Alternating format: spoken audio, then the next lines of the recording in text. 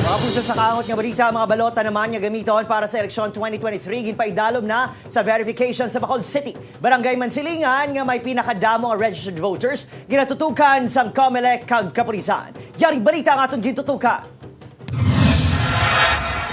Formal na ginbaton sa City Treasurer's Office sa COMELEC Bacolod City mga balota. Gikan sa Central Office kay gilayon ginpaidalom sa maidid nga verifikasyon sa atubang sa observers kag representatives. May 340,098 registered voters sa Bacolod City nga pagatungaon sa kabugusan nga 908 ka clustered precincts. May pinakadamo nga mga botante ang Mansilingan nga yara sa 24,165. Naplastar naman ang 908 ka mga ballot boxes nga handa na i-distribute Lunes sa kagahon. Insakto nga nagalabot sa aton, no?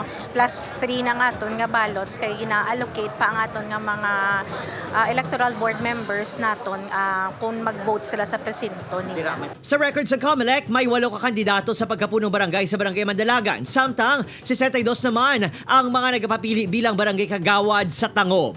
Ini ang mga barangay ang labi nga tutukan sa COMELEC kag kapulisan. Gusto ko lang sila i-remind nga by October 29, no? Ang pag-inom sang makalubog ng ilim na ginabawal na natin na kag other than that ang ganba naton na existing.